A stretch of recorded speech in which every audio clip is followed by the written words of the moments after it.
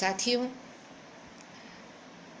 आज कोरोना महामारी की वजह से जो पूरे विश्व में हाहाकार मचा हुआ है, ऐसे समय में कुछ अपनी बातें और कुछ इतिहास के पन्नों से मिली हुई बातों को मैं आप लोगों के साथ साझा करना चाहती हूँ। मगर दुर्भाग्यवश वर्तमान ऐसे है और विगत कुछ दिनों से हम लोग इतनी बहुत ही पीड़ादायी कहानियाँ सुन रहे हैं प्रवासी मजदूरों की कि उसको कुछ नज़रअंदाज करके मैं केवल इतिहास के पन्नों को पलटूं, ये संभव नहीं है। इसीलिए सबसे पहले तो मैं अपनी संवेदना व्यक्त करना चाहूँगी कि ये कैसे हो रहा है कि लोग मजबूर है पैदल चलने के लिए, लोग मजबूर है अपनी जान गंवाने के लिए। अब इस संदर्भ से इतिहास को अगर देखेंगे तो हमें क्या दिखता है? महामारियाँ हमेशा अपनी दस्तक देती रही है और इतिहास ने उसकी यादों को संजोया भी है। कॉलेरा, प्लेग, चेचक, येलो फीवर, पीलिया, अनगिनत महामारियों के इतिहास भरे पड़े हैं।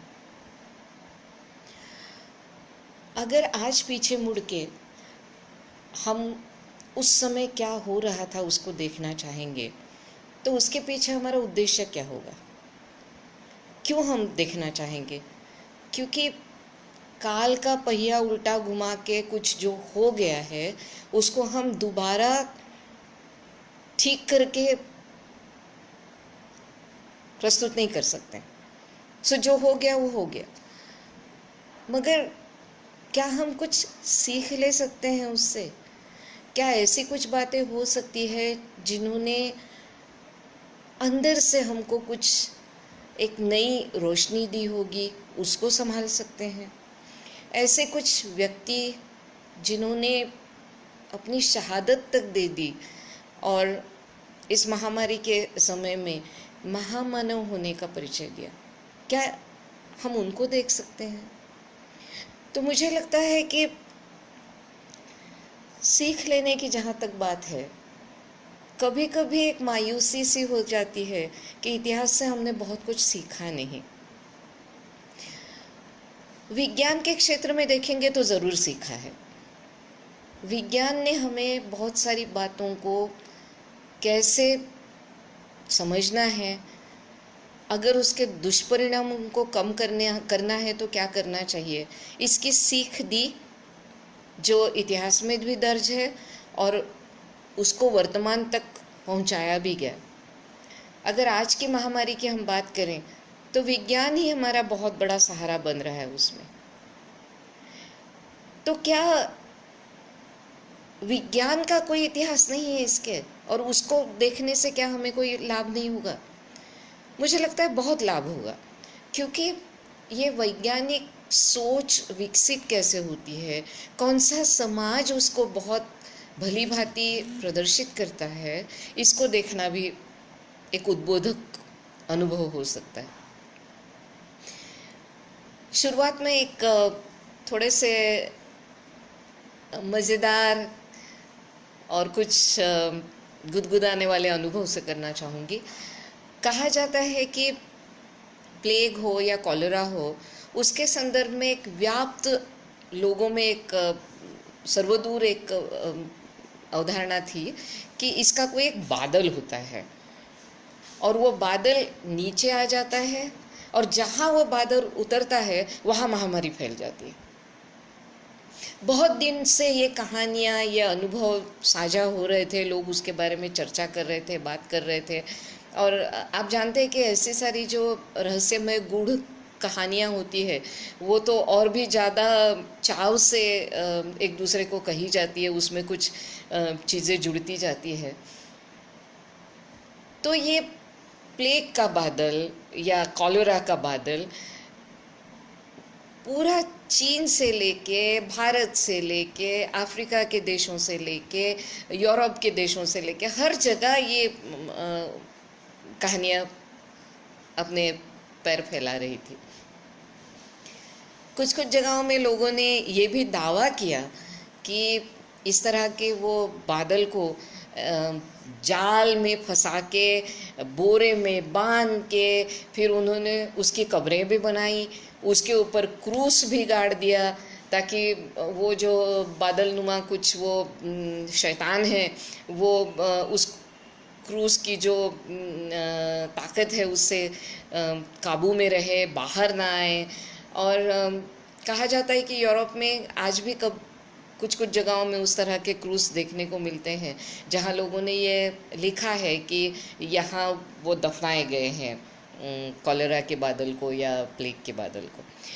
अब लोगों ने उसको अलग अलग रंगों में देखा, किसी ने उसको पीला देखा, किसी ने उसको काला देखा, किसी को वो नीले रंग का दिखाई दिया, किसी को भूरे कबरे रंग का दिखाई दिया, और इस तरह से बड़ी उसकी वर्णनात्मक दस्तावेजी पूंजी हमारे पास है।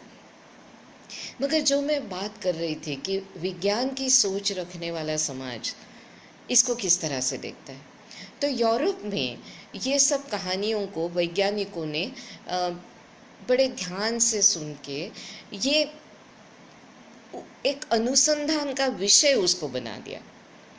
और अगर उसके हम वर्णन पढ़ें तो बड़ी बारीकी से कैसे अनुसंधान किया गया उसकी जानकारी हमें मिलती है कि जो खिड़की के कांच पे ये जो बाष्पयुक्त बादल के कुछ कण दिखते हैं उसको बहुत ही जतन के साथ उसको इकट्ठा किया गया, फिर उसके ऊपर अलग अलग किस्म की रासायनिक प्रक्रियाओं से उसको गुजारा गया, उससे जो कण प्राप्त हुए फाइनली उसको और उसकी पहचान करने की कोशिश की गई, और ये काफ़ी गहरा अनुसंधान उसमें हुआ। और अंततः ये साबित हो गया कि इस तरह के बादल के बाष्पयुक्त ये जो कण होते हैं उसमें किसी भी प्रकार के जीवाणु या विषाणु नहीं होते हैं और उनकी वजह से कोई महामारी नहीं फैलती है। कहना मैं ये चाहती हूँ कि इस तरह के अनुसंधान करने वाले, इस तरह के वैज्ञानिक सोच रखने वाले समाज को महामारियों से खतरा देखा जाए तो कम है। क्यों?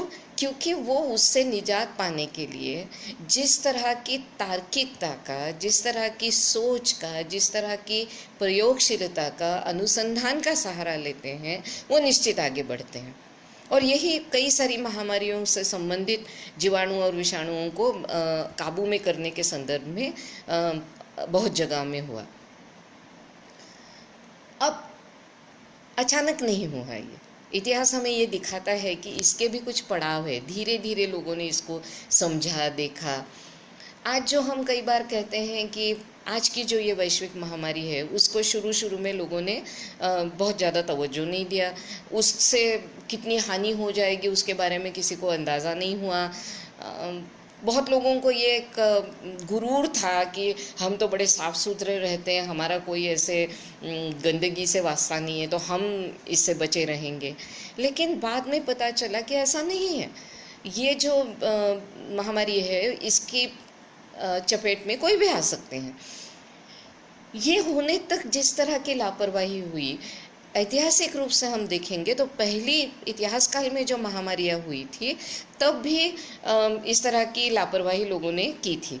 एक मज़ेदार मैंने रिपोर्ट पढ़ी कि मेक्सिको से सटा हुआ एक छोटा सा देश है ग्वाटेमाला। तो 20वीं शताब्दी के आरंभ में जब कॉलेरा की बहुत बड़ी महामारी फैल रही थी तब ग्वाटेमाला ने अपने नागरिकों के लिए कुछ हिदायतें देते हुए पैम्फलेट्स तैयार किए थे, पत्रक तैयार किए थे और वो बांटे थे, बहुत लोगों तक वो पहुंचाया नॉर्दर। तो सटा हुआ देश है मेक्सिको, तो स्वाभाविक है कि मेक्सिको तक भी वो कुछ पर्चे पहुँचे। उससे एक थोड़ी सी गलतफहमी भी पैदा हो गई कि ग्वाटेमाला में बड़ा एपिडेमिक हो गया है, बड़ी महामारी आ गई है, कॉलेरा हुआ है एंड ऑल दैट। और फिर वहाँ के जो पब्लिक हेल्थ डिपार्टमेंट के लोग थे, पहले तो उन्होंने इस सब पैम्फलेट्स को बड़ी संदेह की नज़र से देखा, फिर सोचा कि हाँ हो सकता है कुछ उसमें है, लेकिन लोगों में घबराहट हो जाएगी, इसलिए उस पैम्फलेट्स को अपने देश में कम से कम बंटने नहीं देना है, और उसको बंद कर दिया। कुछ मज़ेदार उनकी जो उस समय के कम्युनिकेशन से जो रिकॉर्ड हुए हैं हिस्ट्री में, वो भी हम देख सकते हैं कि जैसे उनकी एक मीटिंग में कहा गया कि किसी जर्मन डॉक्टर ने ये खोज निकाला है कि तांबे का कोई ये जो कोई एक टुकड़ा अगर शरीर के साथ किसी स्किन के साथ जोड़ के अगर बांध दिया जाए तो इस महामारी से बचा जा सकता है। तो पब्लिक हेल्थ डिपार्टमेंट के लोगों ने सोचा हाँ ये एक अच्छा तरीका है, इससे हमारे रोज़मर्रा की सब जो क्रियाकलापों में कोई बाधा नहीं आएगी, करने दो लोगों को इसको। मेरे कहने का ये मतलब है कि ये जानबूझ के की हुई लापरवाही नहीं है, लेकिन एक गुरूर है, एक ऐसी खुद के ऊपर का एक फाजिल जैसे कहा जा सकता है कि एक विश्वास है कि हमें कुछ नहीं होगा। लेकिन कुछ समझदारी की बातें वहाँ जो हुई वो भी इतिहास में दर्ज है। जैसे एक दस्तावेज हमें पढ़ने को मिलता है कि अर्जेंटीना और इटली, इनके बीच में एक करारनुमा कुछ कॉरेस्पॉन्डेंस हुआ है, एक दूसरे से पत्राचार हुआ है, जिसमें हम देखते हैं कि दोनों देशों ने ये तय किया, बाकायदा उसको एक आपसी संबंधों के दायरे में लाके, अंतर्राष्ट्रीय संबंधों के दायरे में लाके उसको तय किया कि दोनों देशों में से किसी भी देश में अगर कॉलेरा, प्लेग, फीवर ऐसे किसी भी तरह के संक्रमण की कोई खबर आती है तो वो दूसरे देश को त्वरित दी जाएगी। मुझे लगता है कि आज हम जो चीन और इटली के बीच के संबंध और चीन से इटली में हुए इसके कोरोना के फैलाव की बात जब करते हैं, तब इस प्रसंग को याद करना बहुत ज़रूरी है कि जो सतर्कता अर्जेंटीना और इटली ने 1912 में दिखाई, क्या 20वीं शताब्दी के दूसरे दशक में रहते हुए हम लोगों को वो नहीं दिखानी चाहिए थी? शनै शनै ये बातें लोगों के समझ में आई और आज इस तरह से कई सारे अंतर्राष्ट्रीय कुछ ऐसे नियम कानून हो या उस तरह के समझौते हो बने हैं। लेकिन जब 1912 जैसे मतलब 100 साल से भी ज़्यादा हो गए और लोगों ने इस तरह की खबरदारी उस समय ली थी, तो क्या आज हम उसको नहीं ले सकते थे? छोड़िए बात अंतर्राष्ट्रीय स्तर की, हम अपने ही देश के अलग अलग राज्यों में कितनी इस तरह की जानकारियां साझा किए, कितनी हिदायतें एक दूसरे को दिए, किस तरह के एक समझौते आपस में किए। तो इतिहास से सीख लेने की ये बात थी और है भी। शायद इसके आगे भी हम लोग आज की महामारी से इस तरह का कोई एक विशेष रूप से हम उसको समझ सकते हैं और देख सकते हैं। दूसरी एक बात है कि इन महामारियों के समय में, ऐतिहासिक काल में, हमें हमारे जो इतिहास के अध्ययन के साधन हैं उनको बहुत बारीकी से देख के, उसको अच्छी तरह से खंगाल के, इतिहास की विवेचना करने के हमारे जो तरीके हैं उनको और पॉलिश करके उसको देखना होगा। ये मैं कुछ एक खास भारत के संदर्भ में यहाँ कह सकती हूँ। बात यह है कि अगर मध्ययुगीन काल की भी बात करें या उसके पहले प्राचीन काल की बात करें, तो कहा जाता है कि हमारे जो बहुत प्राचीन आयुर्वेद से संबंधित या हमारी जो उस समय की जो वैद्यकीय चिकित्सकीय जो जानकारियाँ थी, उसके ग्रंथों के हवाले से लोग कहते हैं कि महामारी के संदर्भ में कुछ ऑब्जर्वेशंस, कुछ निरीक्षण हैं जो हमें इन ग्रंथों में देखने को मिलते हैं। मसलन जो हम वाटरबोर्न डिसीज जिसको कहते हैं कि पानी से फैलने वाली महामारी जो है, उसके जो जंतुओं का जो संसर्ग होता है, तो पानी की पहचान करने की बात उसमें हमें दिखती है। जैसे पानी ठहराव वाला जो है, उसके ऊपर एक विशिष्ट प्रकार की काई दिखने लगती है, या दुर्गंध आती है उस पानी से, या फिर पेड़ पौधों पे उसका क्या असर हो रहा है, जानवरों पे उसका क्या असर हो रहा है। तो उसके निरीक्षण करके कुछ कुछ हम जिसको कह सकते हैं सामान्य से कुछ ऑब्जर्वेशंस, कुछ निरीक्षण, और उसके आधार पे कुछ हिदायतें हमें दी हुई इन प्राचीन ग्रंथों में मिलती हैं। बहुत अच्छी तरह से हमें तो उसका विश्लेषण करने लायक सामग्री तो नहीं मिलती है, लेकिन जैसे कि मैंने कहा कि हमें इतिहास के साधनों को बहुत अच्छी तरह से खंगालना होगा और बारीकी से देखना होगा। जैसे बौद्ध साहित्य में हमें एक गौतम बुद्ध के संदर्भ में उल्लेख मिलता है कि संघ में जहाँ भिक्षु लोग रहते थे, तो वहाँ एक गौतम बुद्ध अपनी परिक्रमा में थे, तब उनको ध्यान में आया कि एक झोपड़ी नुमा कुछ उनका रहने का स्थान होगा, वहाँ एक आदमी पड़ा हुआ है और वो हैजे का शिकार है। और बिकॉज उसको ये एक संक्रामक बीमारी है, इसलिए शायद, क्योंकि उसका बहुत ज़्यादा विश्लेषण नहीं मिलता है, क्योंकि वो कहानी का जो मर्म है वो कहीं दूसरी जगह में है, लेकिन कहा जाता है कि कोई उसकी शुश्रूषा देखभाल नहीं कर रहा था। तो बुद्ध ने खुद तो उसकी सेवा की ही, और अपने जो भिक्षुओं को उससे एक सीख दी कि हमारे कोई साथी अगर पीड़ा में है तो उनकी सेवा करना, उनकी शुश्रूषा करना हमारा धर्म है। और बाद में अगर हम लोग देखेंगे कि जो बौद्ध भिक्षुओं के लिए जो नित्य कर्म कहे गए, उसमें शुश्रूषा का या इस तरह से रोगियों की सेवा करने का एक बहुत बड़ा एक संदर्भ हमें मिलता है। तो मुझे लगता है ये कहीं ना कहीं उसका संदर्भ उस समय का है कि जब हैजे से लोग बहुत डरते होंगे, उसके संक्रामकता से डरते होंगे, और इस तरह से हम देखते हैं कि वो आदमी को अकेले, वो भिक्षु को बाकी लोगों ने छोड़ दिया था। उसके अलावा भी अगर देखेंगे तो कभी कभी इक्का दुक्का इस तरह के कुछ प्रसंग जो हमें सुनने को मिलते हैं। जैसे एक बौद्ध साहित्य से ही हमें प्रमाण मिलता है कि एक दो राजाओं के बीच में, अपने उत्तर हिंदुस्तान के, मतलब एक आदान प्रदान हुआ है कि जिसमें जीवक को भेजा गया है दूसरे राज्य के राजा की पीलिया की बीमारी ठीक करने के लिए। तो आप समझ सकते हैं कि एक राजवैद्य को दूसरे राजा के पास पीलिया की बीमारी ठीक करने के लिए भेजा गया है, तो वो उस समय शायद बहुत बड़ी बीमारी हुई होगी और बहुत उससे खतरा पैदा हुआ होगा। अंदाज लगा सकते हैं, जैसे कि मैंने कहा कि बहुत ठोस प्रमाण तो नहीं मिल रहे, लेकिन धीरे धीरे इस दिशा में अगर हम इतिहास को खंगालने लगेंगे तो शायद और ज़्यादा स्पष्ट रूप से भी कुछ उल्लेख हमें मिल सकते हैं, अगर हम प्राचीन काल की बात करें। मध्ययुगीन काल में भारत में अगर हम लोग देखेंगे तो इतिहास लेखन की और रोज़मर्रा की भी कई चीज़ों के दस्तावेजीकरण की एक प्रक्रिया निश्चित रूप से दिखती है।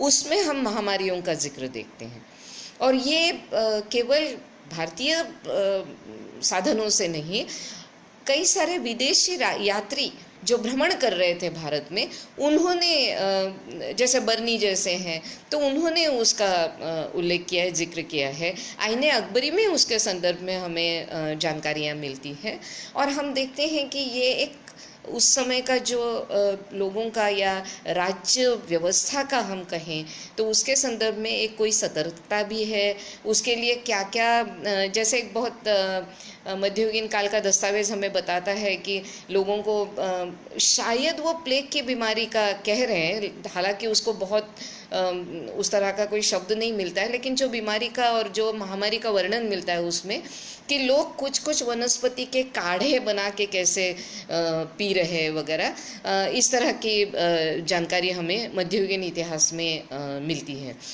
मुझे लगता है कि पर्यावरण,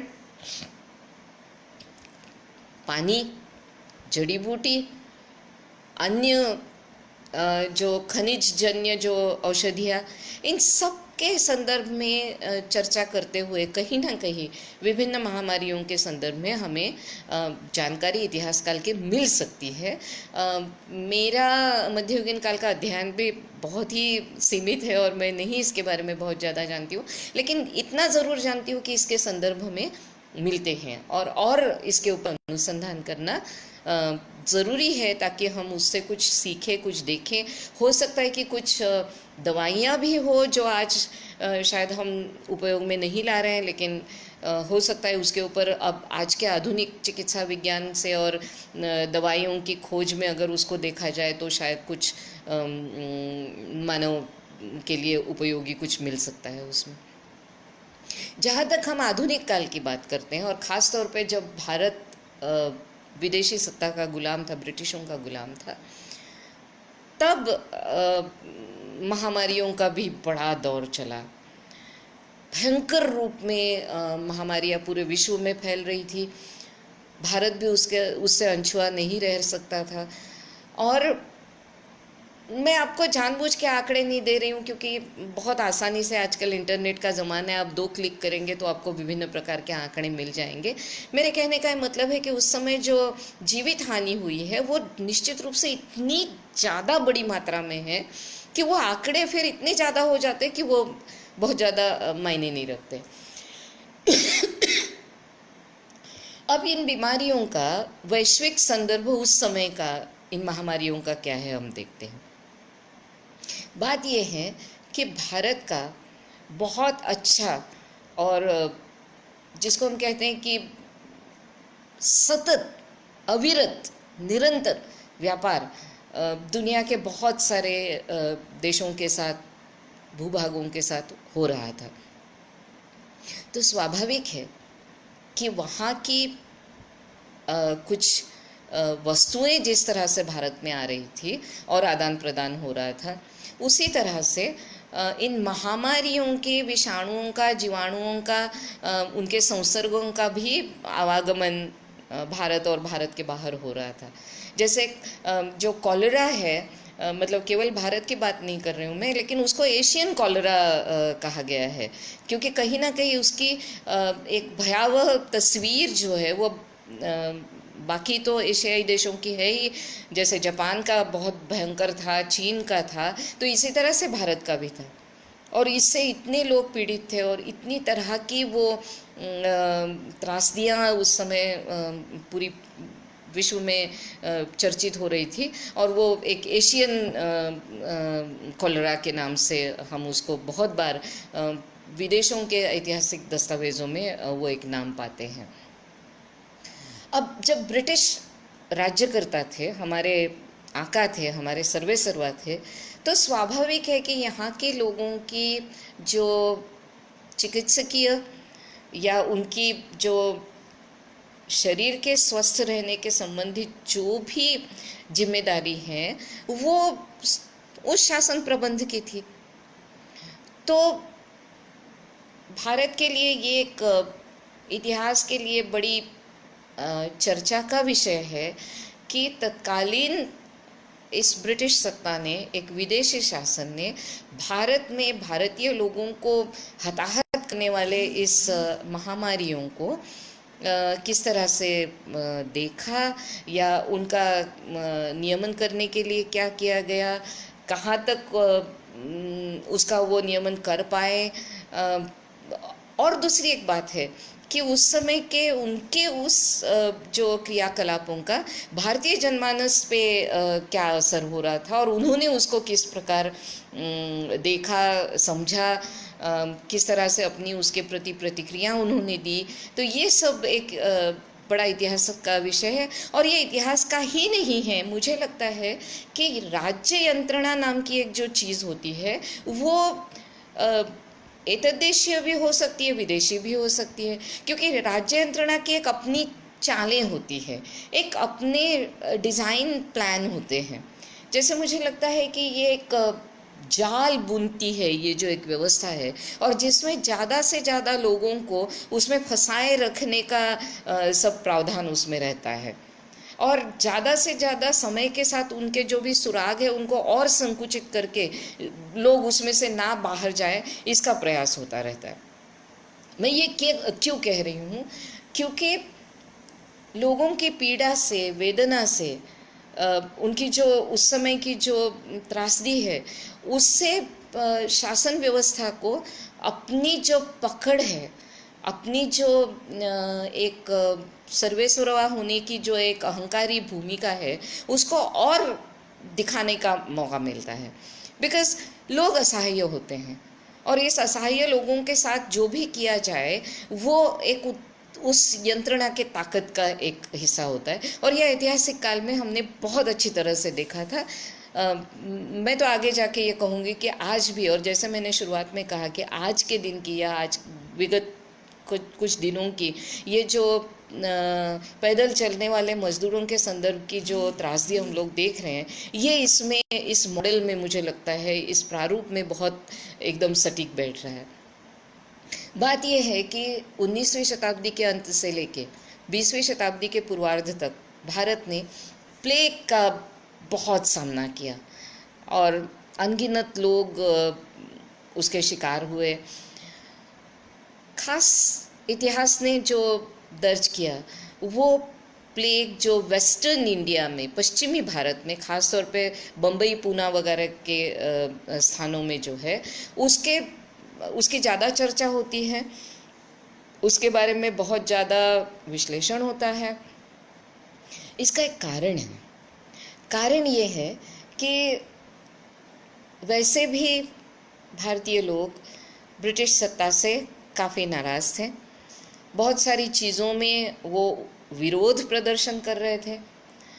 1857 के जो भी उसको हम कहें, जो ब्रिटिश शासन के खिलाफ जो युद्ध छिड़ा था, उसकी जो स्मृतियां हैं वो गहरी होती जा रही थी समय के साथ, और ये जो विदेशी ताकत के खिलाफ लोग ज़्यादा से ज़्यादा एकत्रित हो रहे थे, लामबंद हो रहे थे, और उसको सवाल पूछ रहे थे, उसके अपने दायित्व के बारे में ठोक बजा के पूछ रहे थे। तो ऐसे कालखंड में ये जो प्लेग की महामारी की जो हकीकत है, जो पूना से जुड़ी हुई है, उसमें एक ब्रिटिश ऑफिसर की हत्या हुई है। दो चाफेकर उपनाम के जो भाइयों ने एक वॉल्टर रैंड नाम का जो प्लेग कमिश्नर था पूना का, उसकी हत्या की। अब देखिए इतिहास के पन्नों में ये दर्ज कैसे हो रहा है। ये हमारा स्वतंत्रता आंदोलन का समय था, तो ब्रिटिश सत्ता को उसके कान में पिस्टल की आवाज़ से उसको जागरूक करने का ये एक प्रयास था। उसके ऑफिसर को गोली मारी गई थी।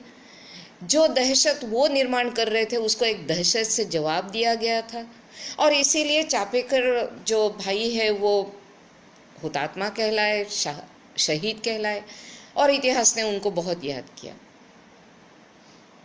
आज 100 साल से ऊपर होने के बाद, 100 साल क्या, 1897 की बात है, तो बहुत बहुत अरसा गुजर गया है। पीछे मुड़ के देख के इसको हम एक दोबारा एक अलग दृष्टिकोण से भी देख के उसके ऊपर चर्चा कर सकते हैं। बहरहाल वो हम थोड़ा बाद में आएंगे उस पर। लेकिन ये हो क्या रहा था, क्यों ऐसा हो रहा था? ये जो रैंड था, आईएएस ऑफिसर था, और वो अपने काम के प्रति एक कुछ ज़्यादा ही उत्साहित होके, और एक ब्रिटिश शासन का शासक होने का दंभ तो होगा ही उसमें, तो बड़ी कड़ाई से प्लेग के नियंत्रण के कार्य में जुट गया पूना में। प्लेग का सामान्य रूप से सब लोग जानते होंगे, एक लक्षण है कि काख में या जांघ में गांठ आती है उस प्लेग के जो मरीज होते हैं उनको। तो ये रैंड साहब ने सोचा कि सबसे पहले तो घरों घरों में जाके ऐसे जो मरीज है उनको ढूंढ निकाल के उनको पहले अस्पतालों में ले जाना है, उनको क्वारंटाइन करना है, उनको सेपरेट करना है, उन घरों को लोगों को कहना है कि आप छोड़ के जाइए, दूसरी जगह जाके रहिए, उन घरों को पूरी तरह से फिर सैनिटाइज किया जाएगा एंड ऑल दैट। तो इसकी सब जो कड़ाई से जो पालन होने लगा उसमें बहुत सारे सिपाही उसके लगे, उसी अपने दंभ के साथ कहिए या जो भी ऑर्डर्स के साथ। तो वो क्या करते थे कि लोगों को घरों से बाहर निकाल के खुले में उनके कपड़े उतार के उनके शरीर में कोई गांठ तो नहीं है इसकी जांच करने लगे, देखने लगे।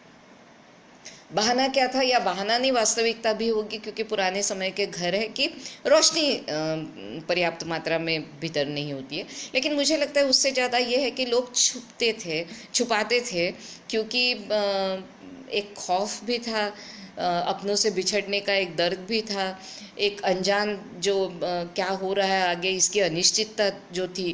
घर छोड़ के जाएं, विजनवास में जाए तो जाएं कहाँ कहाँ, कैसे रहे, विभिन्न प्रकार की बातें उस समय उन लोगों के मन में होगी, तो वो सहकार्य नहीं करते थे। अब ऐसे में क्या हुआ कि ये जो कड़ाई से, सख्ती से उनका जो निरीक्षण परीक्षण हो रहा था उससे महिलाओं को भी बख्शा नहीं गया। और कई बार तो ऐसे मामले भी सामने आए जहां महिलाओं के साथ अशोभनीय वर्तन भी हुए। तो धीरे धीरे इसके प्रति जो है एक लोगों के मन में बहुत गुस्सा, एक प्रतिशोध की भावना आने लगी, और उसमें उसकी परिणति हुई कि वो रैंड का खून हो गया, उसकी हत्या हो गई। लेकिन क्या कहानी वहाँ ख़त्म होती है? क्या पूना के लोग फिर इस अन्यायी, अत्याचारी, दमनकारी ब्रिटिश ऑफिसर को मार देने के बाद क्या लोगों को बहुत आसानी से जीने दिया गया? कतई नहीं। बहुत ज़्यादा उनके ऊपर की जातियाँ उसके बाद बढ़ी भी। मुझे लगता है कि एक तरफ ऐसे काम करने वाले जो प्रशासकीय अधिकारी हैं उनकी संवेदना कैसे होनी चाहिए, कैसे, जैसे कई बार ये लगता है कि वो रोगी को एकदम ऐसे जिंदा इंसान समझ ही नहीं रहा था, या उसके सिपाही। ये एक केवल शरीर है जो व्याधिग्रस्त होगा, और वैसे भी कीड़े मकोड़ों की तरह ये भारतीय उनको लगते होंगे ब्रिटिश शासन को, और उनका कंट्रोल करना है। अच्छा, ये कंट्रोल करना भी उनकी मजबूरी क्यों है? उनको इतना ज़्यादा उसके ऊपर जोर क्यों देना है? क्योंकि उनके व्यापार को वो प्लेग जो है वो प्रभावित करने लगा था। तो जल्दी से जल्दी उसको काबू में लाना भी ज़रूरी था, एक तो व्यापार के लिए, एक उनके आर्थिक गतिविधियों के लिए, और दूसरा लोगों में असंतोष बढ़ेगा तो स्वाभाविक है कि उनको अपना शासन चलाना भी मुश्किल हो जाएगा। तो इसीलिए उसको काबू में करना था, और बड़ी कड़ाई, बड़ी सख्ती उस समय हो रही थी। लेकिन इसका भारतीय पक्ष हम देख लेंगे तो उससे क्या हम देख सकते हैं। और जैसे कि मैंने कहा कि जो अधिकारी है, जो इसके लिए नियुक्त है, जो इसके लिए जिम्मेदार है, उनकी संवेदनशीलता बढ़ाना जितना ज़रूरी है उतना लोगों का प्रबोधन हो के उनको कैसे सहकार्य के लिए तैयार करना है, ये भी महत्वपूर्ण है। मैं जान रही हूँ कि हमारे इस समूह में आज जो लोग इससे जुड़े हुए हैं उसमें से कई सारे कार्यकर्ता हैं, और आज वो इस महामारी के दौरान अपने जान की परवाह किए बगैर, अपने संक्रमण की परवाह किए बगैर उनके साथ काम कर रहे हैं, मैं जानती हूँ। लेकिन कहीं ना कहीं उनका प्रबोधन, और उनको भी क्या करना चाहिए, क्या नहीं करना चाहिए, कैसे करना चाहिए, और अपने लोगों तक ये बात कैसे पहुँचानी है, इसका एक प्रबोधन होना ज़रूरी है, उन तक ये बात पहुँचनी ज़रूरी है। तो होता ये था कि बहुत सारे लोग एक तो छुपाते थे रोग को, छुपाने से रोग तो छुपता नहीं है, और उससे संक्रमण और बढ़ता है और हानि होती है।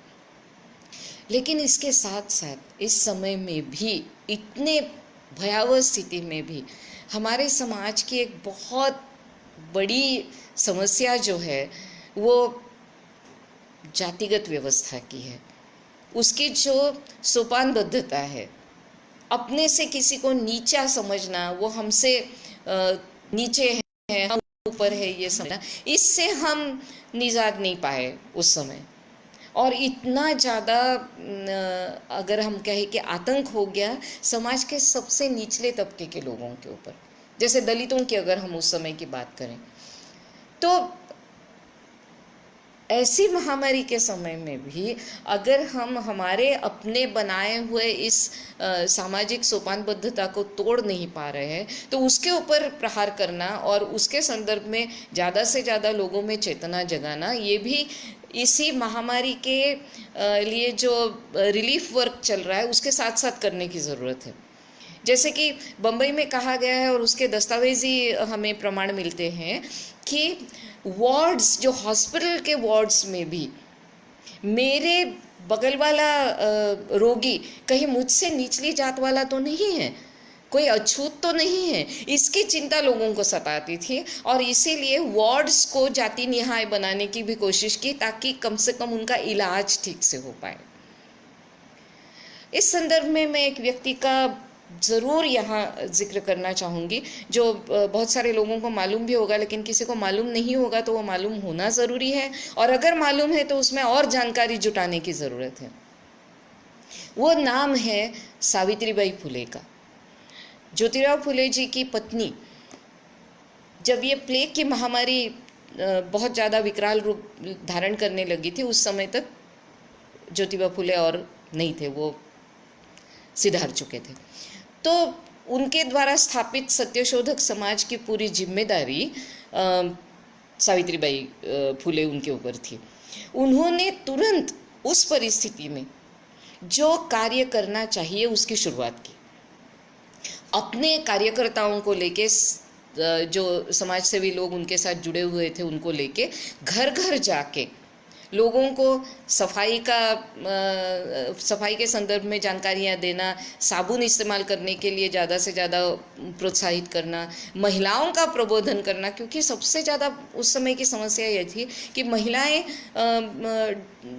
चिकित्सकों के पास जाती ही नहीं थी, क्योंकि परपुरुष बंदी का एक उनके दिमाग में ये था कि वो एक पराया मर्द है और उसके सामने हम नहीं जाएंगे। जैसे ब्रिटिश ऑफिसर का जो मैं कह रही हूँ कि कोऑपरेशन नहीं हुआ या सहयोग नहीं दिया गया, उसमें ये एक भावना थी महिलाओं की कि और उनके साथ के उनके पुरुषों की भी, कि हमारे घर की महिलाएं इन परपुरुषों के सामने कैसे जाएं और उनको कैसे बताएं कि उनके काख में या जांग में या ऐसे किसी शरीर के हिस्से में गांठ है। दूसरी बात यह है कि इसमें समझने लायक कि सावित्रीबाई फुले को ये काम बहुत ज़्यादा त्वरित और द्रुत गति से करने की ज़रूरत खास समाज के हाशिए पे जो लोग हैं उनके लिए थी, क्योंकि छुआछूत, जाति निहाय व्यवस्था ये तो कहीं तो छूट ही नहीं रही थी। तो ऐसे में दलित लोगों को, समाज के निचले तबके के लोगों को ना गाड़ी घोड़ा मिलता था कहीं अपने पेशेंट को एक जगह से दूसरी जगह ले जाने के लिए, या विजनवास में जाने के लिए कहीं जगहें नहीं मिलती थी। सफाई के लिए जो पानी जैसी एक सामान्य ज़रूरत भी अगर हम कहें तो वो भी उनके लिए दुश्वार थी। तो सावित्रीबाई ने सबसे पहले काम क्या किया कि एक टेम्पररी हॉस्पिटल पूना से थोड़ा बाहर ससाने नाम का एक इलाका है, मोहम्मदवाड़ी जगह है, वहाँ शुरू किया। कैसे शुरू किया? उनका जो मुँह बोला बेटा था, मतलब गोद लिया हुआ बेटा था, उनकी अपनी कोई संतान नहीं थी, वो थे यशवंत फुले। वो डॉक्टर थे और वो ब्रिटिश सैन्य में डॉक्टर थे और उस समय वो अफ्रीका में थे।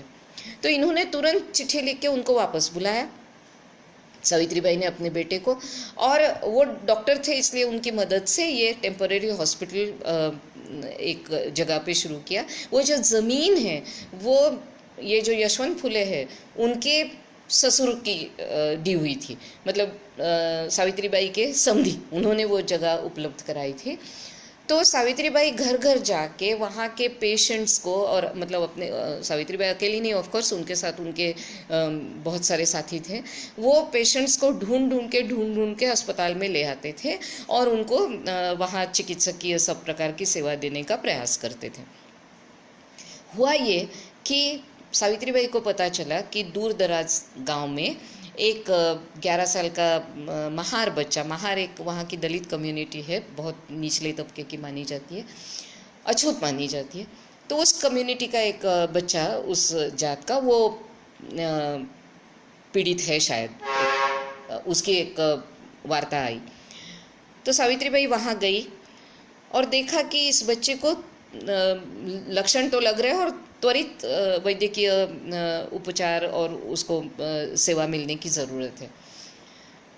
जैसे कि मैंने कहा कि उस समय किसी भी तरह का साधन, गाड़ी, बैलगाड़ी, घोड़ा कुछ मिलना, गधा खच्चर कुछ नहीं मिल रहा था। और शायद अब उस तरह की परिस्थितियां क्या थी, बहुत ज़्यादा उसका उल्लेख मुझे नहीं मिला, मैंने बहुत खोजने की कोशिश की, लेकिन एक पूरा एक विवरण मिलता है कि सावित्रीबाई ने उसको चादर में लपेटा, उस बच्चे को, और पीठ में लाद के वो उसको हॉस्पिटल तक ले आई, ये टेम्पररी हॉस्पिटल जो बना था वहाँ ले आई। सावित्रीबाई के प्रयास बहुत कारगर साबित हुए और उस बच्चे की जान बची। अब ये सावित्रीबाई ने जो किया वो कितना कठिन काम था, आप जरा सोचिए कि मार्च महीना ऑलरेडी तब तक होने को आया था, धूप चिलचिलाती थी और 8 किलोमीटर 11 साल के बच्चे को पीठ पे लादे वो चल चल के हॉस्पिटल तक आई। फिर वैसे भी उनके बेटे जब अफ्रीका से आए और उन्होंने हॉस्पिटल का काम शुरू किया, तब अपनी माँ को ये समझाने की कोशिश की थी कि ये संक्रामक बीमारी है और तुम्हें भी लग सकती है।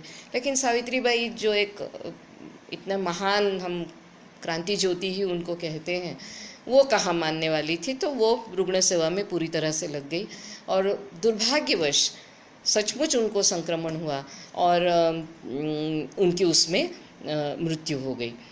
मेरे कहने का ये मतलब है कि सावित्रीबाई तो अनेक तरह से उनके जीवन के पहलू ऐसे जो महान हैं, लेकिन हमें ये सीखना है कि अगर हमें रुग्ण सेवा करनी है, पीड़ितों की मदद करनी है, तो अपना ख्याल रखना भी उतना ही ज़रूरी है। क्यों? क्योंकि सावित्रीबाई जैसे व्यक्ति, जितनी उन्होंने उस एक व्यक्ति की सेवा की, एक बच्चे की सेवा की और उसको उठा के लाई, वो तो महान कार्य हुआ, लेकिन वो जो लीडरशिप दे सकती थी, वो जो अपने उस समय जो एक किसी ने वहाँ पूरे सूत्र संभाल के नियोजन करने की जो आवश्यकता थी, उसकी एक कमी वहाँ उनकी मृत्यु की वजह से महसूस हुई। इस परिवार के दुर्भाग्य की कहानी वहाँ नहीं ख़त्म होती है। उनके जो पुत्र यशवंत फुले, जैसा कि मैंने कहा कि वो चिकित्सक थे ही, डॉक्टर थे, तो उन्होंने अपना कार्य जारी रखा और अंततः 1905 में उनकी भी प्लेग के संक्रमण की वजह से मृत्यु हो गई। एक नाम और है, और जो हम जैसे सब लोग इस तरह के जो हाशिए पे रहने वाले लोगों के बारे में कम से कम अपने दिमाग में उनको रखते हैं, उनके बारे में सोचते हैं, उनके साथ कुछ काम करने की कुछ इच्छा रखते हैं, उनको ज़रूर सुनना चाहिए। ये है नारायण मेघाजी लोखंडे। ये मिल मजदूरों के साथ बम्बई में काम करते थे। तो मिल मजदूरों की उस समय की समस्या ये थी कि आज जो हो गई है वैसे ही, रोज़गार नहीं है, पैसा नहीं है, भूख से पीड़ित है, और ऊपर से मिल मालिकों की भी एक उनके प्रति बड़ा, मतलब बहुत ज़्यादा मानवीय व्यवहार नहीं हो रहा है। ये ज़्यादातर मज़दूर बहुत कम पढ़े लिखे भी थे, बहुत ज़्यादा वैज्ञानिक सोच वाले या चेतना वाले तो स्वाभाविक रूप से नहीं थे। तो बड़ी विचित्र स्थिति इन सब कामगारों में निर्माण थी कि एक तरफ उनमें संक्रमण बहुत ज़्यादा बढ़ रहा था और एक तरफ वो अपने अज्ञानवश हो या परिस्थितिवश हो चिकित्सकीय सेवा में सेवा का लाभ नहीं पा रहे थे। कुछ मजबूरी उनकी थी, कुछ प्रशासन का रवैया था, जो भी था। तो लोखंडे उनके साथ काम दिन रात मतलब इतने वर्णन मिलते हैं कि रात को भी नहीं सोते हुए वो रुग्णों को हॉस्पिटल में पहुंचाना, उनके लिए झगड़ा करना, उनके लिए उनको एडमिट कराने के लिए दवा, इस तरह के काम करते थे। और उसमें उनको भी संक्रमण हो गया और देश ने उनको भी खोया।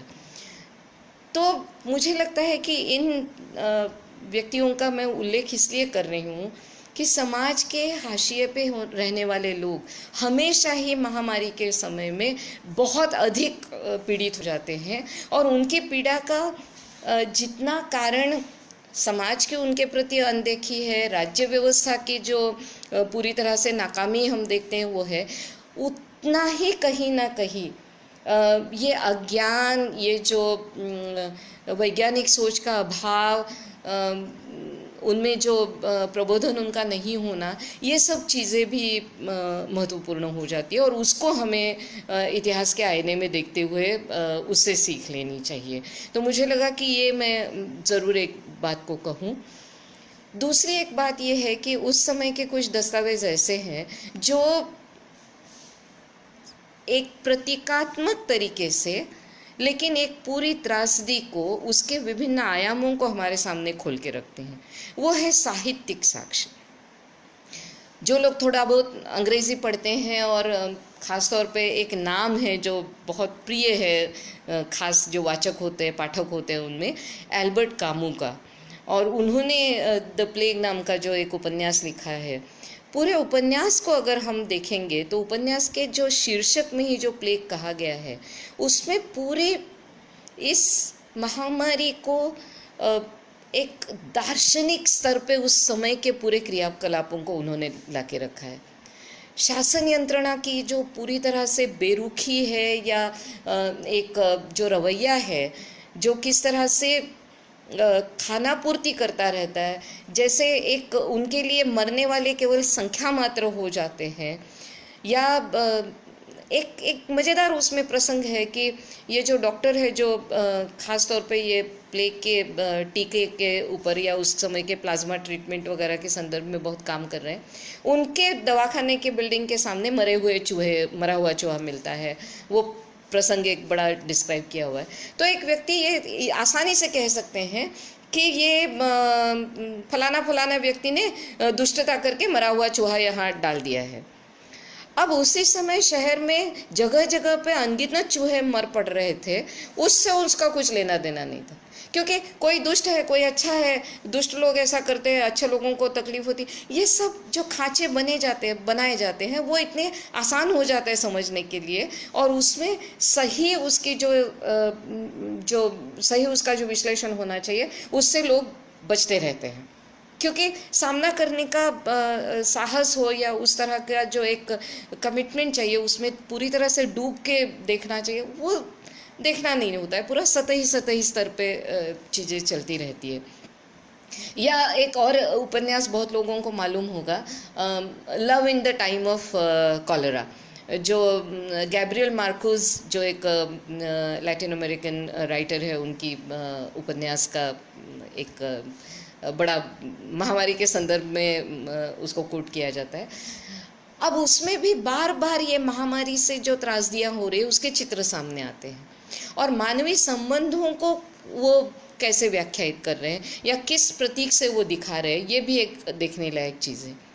हमारी अपनी इधर की एक आसपास की हिंदी बेल्ट की एक कहानी है, बड़ी मज़ेदार कहानी है, प्लेग की चुड़ैल। भगवान दास करके एक यहीं के मिर्ज़ापुर के आसपास के वो एक लेखक थे। 1905 में ये कहानी प्रकाशित हुई है, और उसमें कैसे एक जीवित व्यक्ति को मृत घोषित करके उसका दाह संस्कार भी किए बगैर उसको बांध बूंद के नदी में फेंक दिया जाता है। फिर वो जिंदा रहती है औरत, इसलिए वो किनारे पे जब आ जाती है तब उसको चुड़ैल साबित करने का बड़ा प्रयास होता है एंड ऑल दैट।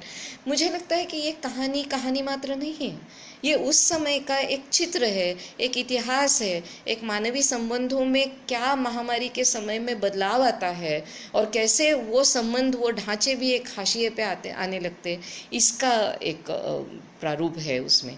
तो साहित्य हमें काफ़ी ऐतिहासिक तौर पे इसको देखने में मददगार साबित होता है।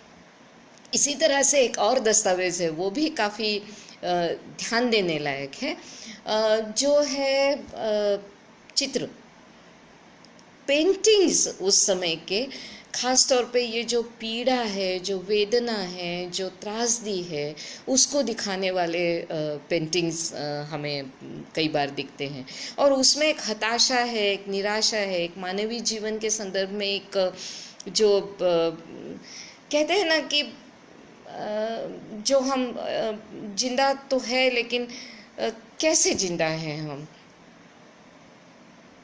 जब तक हमें रोग ग्रसित नहीं कर रहा है तब तक हम भय में हैं। एक बार ग्रसित हो जाएंगे या संक्रमित हो जाएंगे तो मृत्यु का भय है, मरने के बाद कोई लाश तक उठाने वाला नहीं है। ये सब प्रकार की जो एक हताशा है, एक निराशा है, वो दिखाने वाले कई सारे चित्र जो है वो है। लेकिन बात इतनी सी ही नहीं है, एकदम सीधे सीधे ये त्रासदी है, ये इस तरह से एक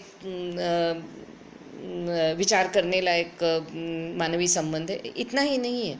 कई बार ये होता है कि उसमें जो सत्ता पक्ष, सामान्य लोग और सत्ता के विभिन्न हथकंडे, उसको बनाए रखने के तरीके, उसके ऊपर भी उसका एक कटाक्ष दिखता है। इसीलिए जैसे हम कहते हैं ना कि ये मैंने कहा कि प्लेग के बादल की एक संकल्पना हमें मिलती है, तो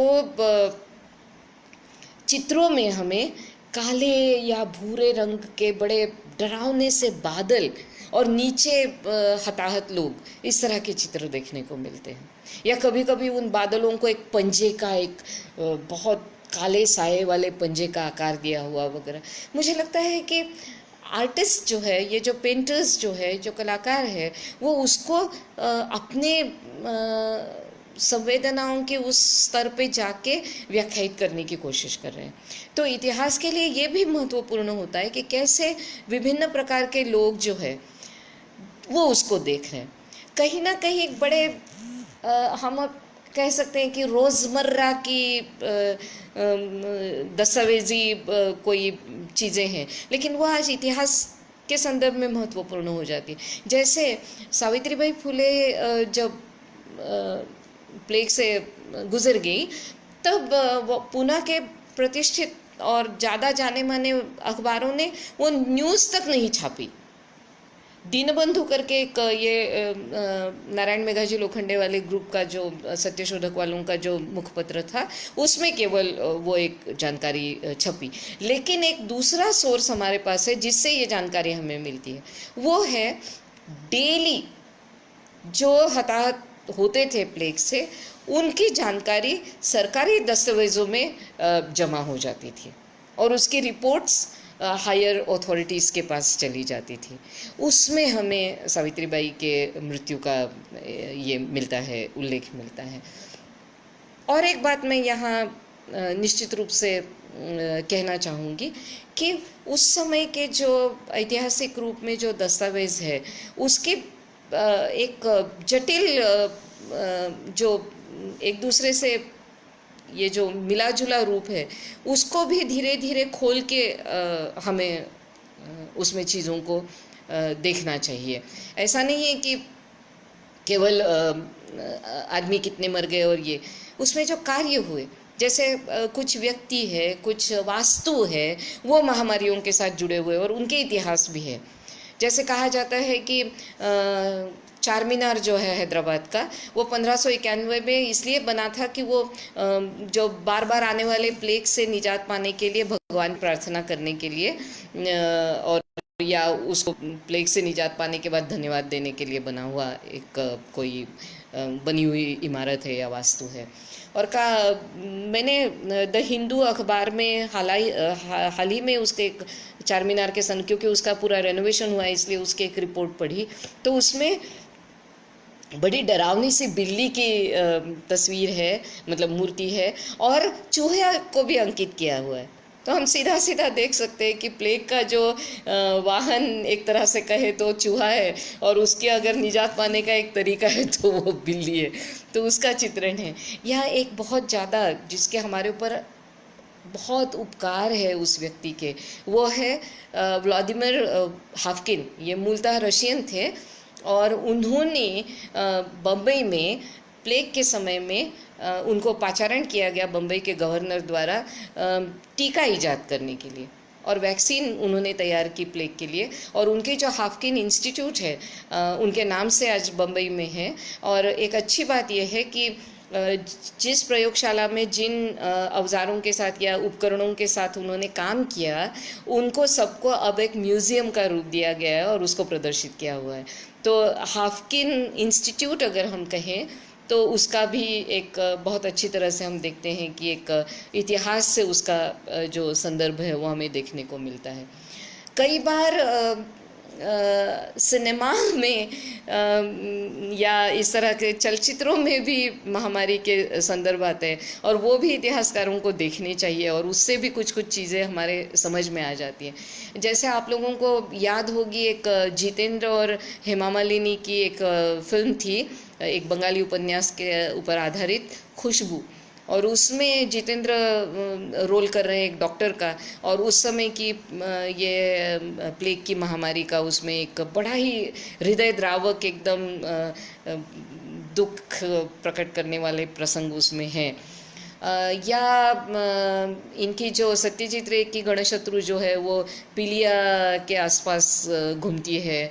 या अगर हम लोग देखें कि एक मूकपट भी था जिसमें मद्रास के कॉलेरा के समय में चेन्नई में क्रिश्चियन मिशनरियों द्वारा रुग्णों की जो सेवा की, उनकी जो मदद की गई और उनको जो राहत दी गई। और उसमें फिर ये होता है कि एक राम नाम की व्यक्ति है और वो फिर अपना धर्मांतरण करके क्रिश्चियन बन जाती है। हालांकि क्रिश्चियन हम कह सकते हैं कि ये धर्म प्रचार की इसका एक चलचित्र है, लेकिन ये वास्तविकता भी हो सकती है ना कि किस महामारी में, और है भी कई बार उसके उल्लेख भी मिलते हैं कि जिन धर्म संस्थाओं से विशेष मदद मिली होगी या राहत मिली होगी तो लोग फिर उनके भक्त बन जाना, उनको अपना आत्मीय मानना, ये स्वाभाविक रूप से होता होगा। तो उनके दस्तावेज़ों में, इस तरह के धर्म संस्थाओं के दस्तावेज़ों में भी महामारियों के समय में उन्होंने क्या किया। जैसे अगर हम लोग 19वीं शताब्दी के अंत में या 20वीं शताब्दी में जो विभिन्न प्रकार के भारत में सामाजिक राजनीतिक संगठन बने, जैसे प्रार्थना समाज है, तो प्रार्थना समाज ने प्लेग के समय में प्लेग विक्टिम्स को मदद करने के लिए क्या राशि दी, तो वो उनके अपने दस्तावेज़ों में उसकी जानकारी मिलती है। तो मुझे लगता है कि इतिहास के आईने में देखते हुए महामारियों के अनगिनत संदर्भ हमें मिलते हैं। कुछ हमें थोड़ा सा हमारा मनोरंजन भी कर सकते हैं कि कितनी कितनी तरह के लोगों की अतार्किक सब भावनाएं उस समय की हमें दिखती है। कभी कभी वो हमें मजबूर करते हैं ये सोचने के लिए कि हमारे इसकी जो कमियां हैं हमारे समाज की, जैसे जाति व्यवस्थागत हो या जेंडर के जो हमारी जो लिंगानुभावात्मक जो ये उच्च नीचता है उसकी, या कई बार टोने टोटके जादू टोना ये वो, तो ये सब के बारे में वैज्ञानिक सोच रख के एक विज्ञाननिष्ठ समाज हमारा कैसे और आगे बढ़े, इसके ऊपर विचार करने के लिए मुझे लगता है कि ये महामारी के संदर्भित ऐतिहासिक दस्तावेज बहुत ही महत्वपूर्ण होंगे। आज के लिए बस इतना ही। धन्यवाद।